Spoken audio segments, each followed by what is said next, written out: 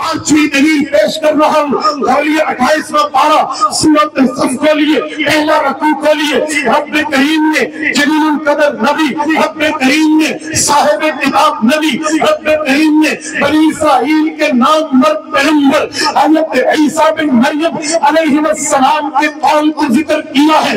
حضرت عیسیٰ علیہ السلام بیٹھے ہیں، حواریین بیٹھے ہیں، انصاری بیٹھے ہیں، صحابہ عیسیٰ علیہ السلام بیٹھے ہیں. حضرت عیسیٰ اپنی آمد کے مقاصد، اپنی آمد کی وجوہات، اپنی آمد کے ریزن، اپنے آنے کے معاملات بتا رہے ہیں تو اعلان کرتے ہیں فَمُبَشِّرًا بِرَسُولٍ يَأْتِي مِن بَعْدِ اسْمُهُ أَحْمَدُ. میرا اعلان یہ ہے کہ میں دنیا میں آیا، وجوہات آئی ہے، ایک وجہ یہ ہے کہ میں خوشخبری دوں میرے بعد محمد رسول اللہ کی آمد ہے.